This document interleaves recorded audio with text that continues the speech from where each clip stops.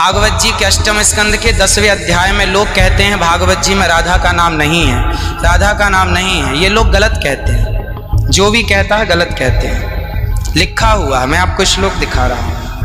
भागवत जी के 8वें स्कंद के 10वें अध्याय में श्लोक नंबर 40 है, लिखा है उद्यतायुध दौरदंडई राधावंतो भटान मृधे।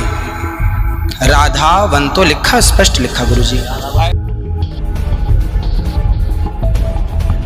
ऐसा है, नाश मत करिए। आधावंत है, आधावंत में दौड़ते हुए या संधि हो गई है गुरुजी। नहीं नहीं, ये गलत बात। आप जो है उच्चता युद्धई आयुधों को लेकर के आधावंत। गुरुजी गुरुजी गुरुजी गुरुजी गुरुजी, हम तो आपकी दास हैं। अनर्थ मत कीजिए ना। हमारे गुरुजी कहते हैं अयम अनर्था ना गुरुजी, इसका अर्थ तो सुन लीजिए, इसका अर्थ तो सुन लीजिए। आप जब राधा बता रहे हो, सुनिए सुनिए गुरुजी, इसका अर्थ है राधावंतो भटान मृधे। इसका अर्थ गुरुजी ने बताया हमें। गुरुजी ने, हमारे गुरुजी, कोई गुरुजी नहीं बता सकता। हमारे गुरुजी कहते हैं बिल्कुल नहीं बना सकते, क्योंकि जब आप राधा बनाओगे तो सर्गे कहाँ जाएंगे गुरुजी। उद्यता युद्धई ही गुरुजी, गुरुजी कहते हैं गुरु शब्द है। अब चलिए, भागवत जी में दूसरा है बधू। बधू प्रयोग हुआ है, बधू प्रयोग हुआ है। तो बधू का प्रयोग ये है कि वहाँ श्री राधा रानी का ही स्मरण है। नहीं, लोग कहते हैं राधा नहीं है, तो राधा जी का जिक्र तो कई जगह है। राधा पदवाच्य बधू, जिसका अर्थ संकेत अर्थ हो या लक्ष्यार्थ हो और गंगार्थ हो, इन तीनों अभिधावृत्तियों के द्वारा राधा शब्द एक भी जगह भागवत में नहीं है। इसलिए जहाँ बधू शब्द है वहाँ भी अर्थ राधा है। जहाँ बधू है, ऐसे पानी का अर्थ जल भी होता है। जहाँ राधा है, जहाँ बधू है वहाँ राधा है। ऐसे थोड़े होता है। जहाँ आप जैसे लोग देखिए, आप विश्व हमारे गुरुजी ने बताया, ये हमारी क्या ताकत की हम बताएं। शब्दई ही अर्थानाम अभिव्यक्ति इनकी बात सारा विश्व सुनता है। महाराज श्री बोले हमारी बात 20 आदमी सुनते हैं। महाराज जी सुनता है सारा विश्व। त्रिपाठी जी, महाराज आचार्य जी, आपके चरणारविंद में मेरा निवेदन है कि अरे आप हटिए सामने से। आचार्य आप हटिए भैया। अरे नहीं, लेकिन ऐसा श्रीधर, आप विश्व को सुनाते इसलिए कह रहा हूँ। श्रीधर जी, नहीं तो गलत सुना रहे। इन्हें हटाओ। कोई गुरु नहीं बता सकता यार। चलो गुरु जी का हम चलते हैं, अगर गिरिराज जी का आचार्य श्री गुरुजी ने कहा है कि यहाँ जो राक्षस हैं वो राधा रानी का स्मरण करके, जो राक्षस हैं राधा रानी का स्मरण करके और युद्ध करने चले।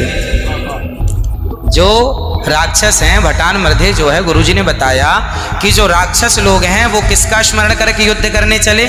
श्री राधा रानी का। ब्रह्म वैवर्त पुराण के अनुसार राधा ही मूल आधार है। यहाँ तक कि राम में भी राधा छिपा हुआ।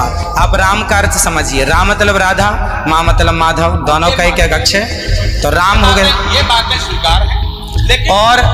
और जैसे बधू, जैसे आपने कहा कि राधा जी भगवान श्री कृष्ण ने अपने कहा आओ मेरे कंधे पर बैठ जाओ, तो किसको, कौन है वहां पर? राधा जी हैं। राधा जी हैं तो हैं, लेकिन वहां बधू है। याम गोपी मैंने अब कृष्णा। तो श्री राधा जी कहने का तात्पर्य यह है कि भागवत जी में कहीं राधा का अभाव नहीं है। भागवत जी में कहीं भी शब्दई ही अर्थानाम अभिव्यक्ति ही कई ही वृत्ति भवति। वृत्तयः कति संख्या का अभिधावृत्त्या लक्षणावृत्त्या व्यंजनावृत्त्या शब्दानाम अर्थस्य अभिव्यक्तिर्भवति। अस्ति कश्चन विद्वान् वक्तुं शक्नोति। महाराज जी, आप दोनों के पावन चरणारविंद में मैं हाथ जोड़ करके निवेदन करता हूँ, मेरी बात सुन लीजिए। नहीं, आप तो गुरुजन हैं, गुरुजन हैं, आप ही तो सिखाएंगे। मैं कह रहा हूँ अर्थ का अनर्थ क्यों सभा में करते हैं लोग? गुरुजी जो मेरे गुरुजी ने सिखाया वो मैं ये बोल रहा गुरु हूँ। सिखा ही नहीं सकते, आप अशुद्ध बोल रहे हैं बात। अभी श्री राधा और माधव जो राम नाम है, जो भागवत जी का अर्थ है। अब कोई पूछे कि राधा का अर्थ क्या है, तो राधा का अर्थ ही कृष्ण है, वो कृष्ण का अर्थ ही राधा है। तो राधा ही कृष्ण है और कृष्ण ही राधा है।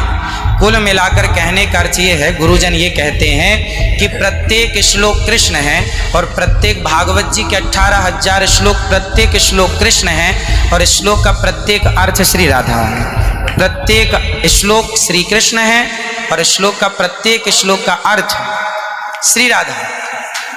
देखिए भाव तो ये सब भाव ही तो है, लेकिन राधा ना वो भाव सब नहीं, भाव है। वो शब्दार्थ। भाव का भूखा हूं मैं, भाव ही एक सार है, और भाव से भजले मुझे तो भव से बेड़ा पार है। सभी विद्वानों के चरणों में दास का बारंबार नमन। सबको जय श्रीमन नारायण, जय श्री कृष्ण। 2 मिनट कीर्तन कर ले। 1 मिनट रुको, मैं सबसे क्षमा मांगता हूँ। मेरा अनिरुद्धाचार्य के प्रति बड़ी श्रद्धा भाव है, बड़ा आदर है, लेकिन इनकी वाणी चूंकि पूरा विश्व सुन रहा है, ये चैनलों पर आते हैं। भाव जगत में हम कुछ भी कहें, लेकिन जब हम ये कहते हैं ये शब्द में लिखा है, तो वहां पर शब्द और अर्थ का संयोग, क्यों गिरा अर्थ जल शब्द बोध्यो व्यनक्त्यर्था शब्दोप्यर्थांतराश्रय एकत्व व्यंजकत्वे तद अन्य से सहकारिता। ऐसा हो ही नहीं सकता कि कोई अर्थ प्रकट हो और उसके मूल में शब्द न हो। वहां संधि है, मेरे आयुधों से युक्त होकर, मैंने गदा तलवार तीर लेकर के वो राक्षस आधावन था दौड़े मारने के लिए। शुद्ध यही अर्थ है। किसी अभिधा से, किसी लक्षणा से, लक्षणा तब होती है जब मुख्यार्थ का बाद हो। मुख्यार्थ का बाद हो ही नहीं सकता। श्रीधर स्वामी बता दें, विश्वनाथ चक्रवर्ती बता दें, अनुचार प्रकाश का बता दे, चूड़िकाकार बता दे, और छोड़िए उन बातों को। आपके गुरु जी के पिताजी ने भी टीका लिखी है, उसी पुस्तक को भी मंगाया जाए। अगर उसमें राधा शब्द हो, मैं मुंह नहीं दिखाऊंगा तुम्हें। ऐसा हो ही नहीं सकता। अर्थ का अनर्थ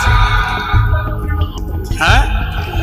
नहीं, हमको कष्ट यह है कि हमको बोलना पड़ा बीच में, क्योंकि अगर अनिरुद्धाचार्य की जगह ये बात और कोई बोलता तो मैं कतई नहीं बोलता।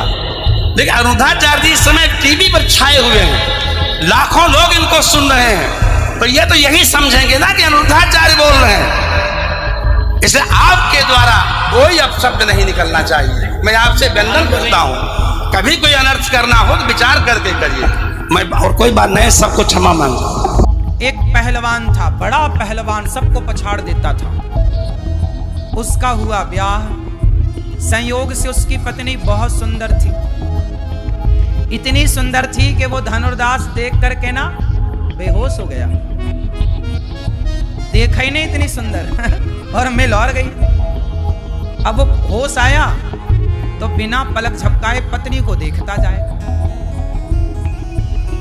अब वो पति पत्नी दोनों प्रेम से रहने लग गए। लेकिन वो धनुर्दास अपनी पत्नी से इतना प्यार करता कि कहीं पत्नी को मेहमानों में ले जाए तो पत्नी के आगे आगे छाता लगा के चलता, उल्टा चलता, पत्नी को देखता हुआ। पत्नी आगे आ गया, वो उल्टा पीछे की तरफ पांव रखे देखता हुआ, पलक ना झपकाए कहीं। अब तो सब हंसते उस पर, सब उसका मजाक उड़ाते, कैसा पागल आदमी है, पत्नी के लिए पीछे पड़ा है, गुलाम है, जोरू का गुलाम पत्नी का। खूब उसको, पर वो बात पर ध्यान ना देता। तुम कहते रहो पर हमें तो प्यार है तो है। अब उल्टा चलता, एक पल के लिए पलक नहीं झपकाता। एक पल के लिए वो कहता कि मेरी पत्नी से सुंदर कोई है ही नहीं। कोई कहे धनुर्दास जरा भगवान को भी देख ले, अरे भगवान कोई मेरी पत्नी जैसे सुंदर थोड़ी है। कोई कहे कि उस स्त्री को देख कितनी, अरे वो थोड़ी मेरी पत्नी जैसी है। अब वो अपनी पत्नी को ही देखता और किसी को नहीं। बाजार जाए तो साग भाजी उसकी पत्नी खरीदे, वो साग को भी ना देखे।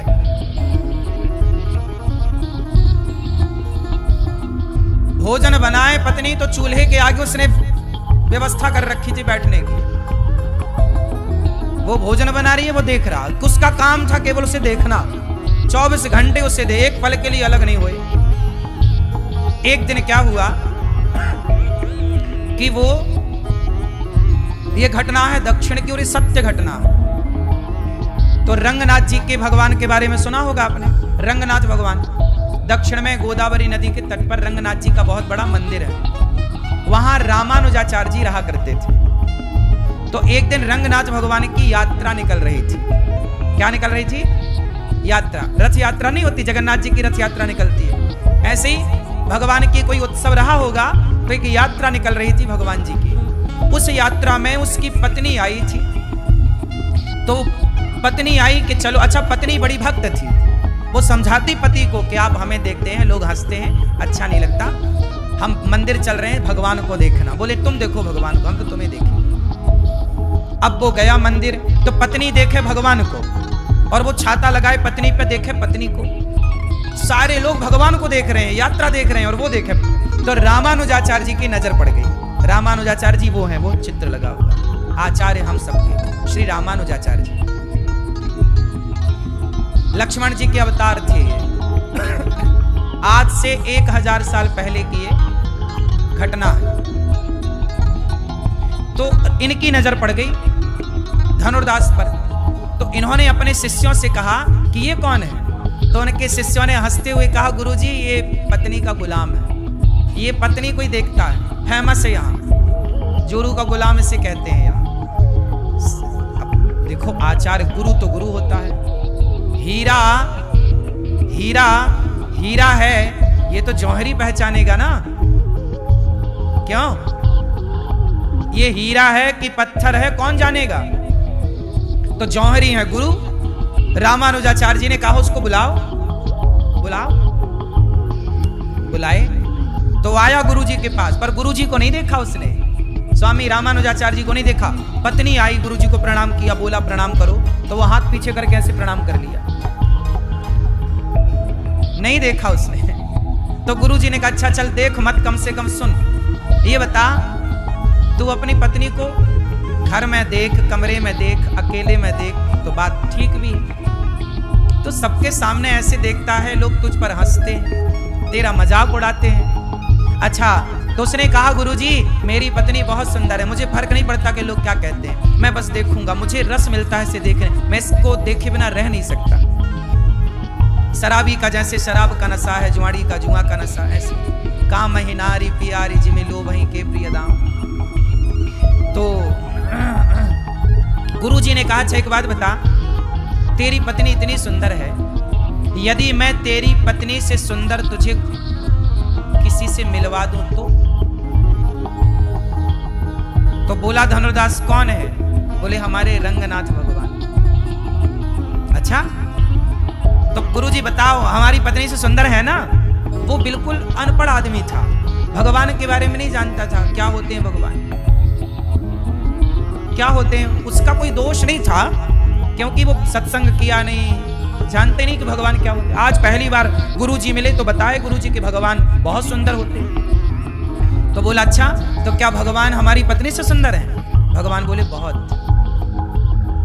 तो तुम फिर मिलवाओ। तो बोले सवेरे की मंगला आरती में आना, सवेरे 4 बजे आना। अब 4 बजे के लिए पत्नी को तैयार किया गुरुजी ने कि तुम आना, हम इसे मिलवाएंगे। इसे आज तक ये गलत फहमी है कि मेरी पत्नी से सुंदर कोई है नहीं, मैं तुम्हें भगवान से मिलाऊंगा, तब तुम्हें पता लगेगा कि नहीं पत्नी से सुंदर तो भगवान भी है। लो भैया वो घर चला गया और सवेरा 4 बजा सवेरे का, तो वो चला। अब रामानुजाचार्य जी रंगनाथ भगवान के पास गए। अच्छा, रामानुजाचार्य जी साक्षात लक्ष्मण जी के अवतार हैं।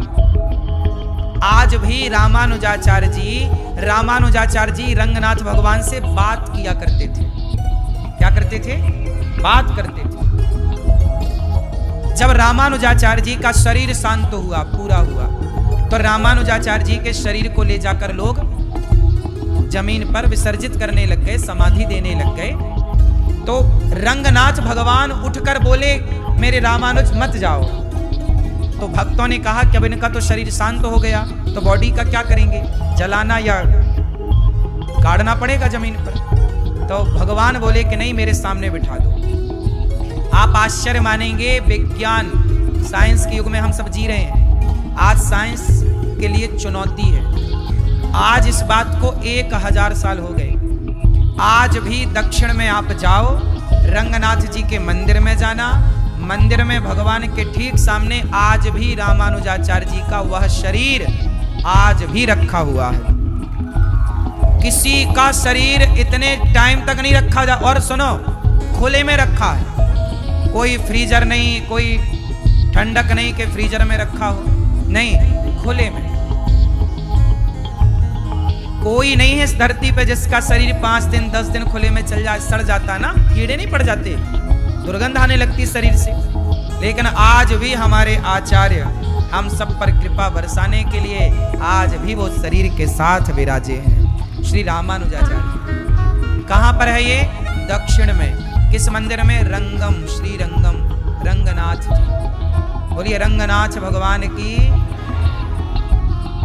इस धरती की सबसे पहली प्रतिमा रंगनाथ जी हैं। पता है आपको? ये कथा मैंने कई बार सुनाई है, पर अभी विषय दूसरा है, तो मैं आपको सुनाऊं कि रामानुजाचार्य जी आए भगवान के पास और भगवान से बोले, सुनो प्रभु, वो धनुर्दास आएगा 4 बजे, थोड़ा सज धज के दिख लेना, है ना, काला ऐसी न रहना जैसे हो, भगवान का विग्रह तो काला है ना। बोले यदि ऐसे ही दिखोगे तो वो कहेगा लो ये तुम्हारे भगवान है, काला। हे प्रभु थोड़ा उसके लिए अच्छे बन जाना। अब रामानुजाचार्य जी ने भगवान से प्रार्थना, देखो गुरु का काम क्या है? गुरु का काम है कि आप शिष्य को उठाकर भगवान के चरणों तक पहुंचा देना। वो धनुर्दास पत्नी का गुलाम था। पत्नी सवेरे 4 बजे आई, मंगल आरती का टाइम हुआ, भगवान से प्रार्थना रामानुजाचार्य जी ने कर ली थी कि प्रभु थोड़ा सज धज के आना। अब जैसे ही पट खुला, पट मतलब पर्दा खुला, और भगवान का जब प्रथम दर्शन भगवान अकेले में ले जाकर रामानुजाचार्य जी ने धनुर्दास को पकड़ा कि तुम आओ यहाँ। पत्नी यहीं खड़ी है, पत्नी भी खड़ी थी, दोनों खड़े। बोले एक बार अब पत्नी को ना देखकर सामने देखो। और ज्यों धनुर्दास ने देखा तो रामानुजाचार्य जी के कहने से भगवान प्रकट हुए, और भगवान श्रीमन नारायण जरा जो मुस्कुराए, भगवान को देख करके तो वो लिपट गया चरणों से भगवान के। जिसकी रचना इतनी सुंदर, वो कितना, जिसने तेरी पत्नी इतनी सुंदर बनाई धनुर्दास, जिसने तेरी पत्नी इतनी सुंदर बनाई, वो बनाने वाला विधाता देखा तो नजर नहीं हटी, लौट गया प्रभु अब हमें ना छोड़ो।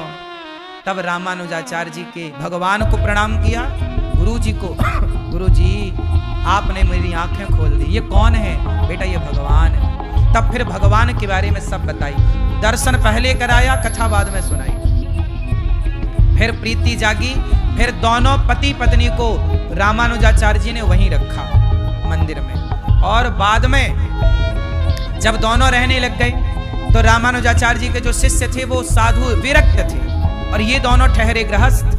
तो गृहस्थ और विरक्त, तो विरक्त साधु बोले कि गुरुजी ये हमारे बीच में ये गृहस्थ काहे रखा, ये धनुर्दास ठीक नहीं है, अब दर्शन वर्शन कर लिया, जाओ घर।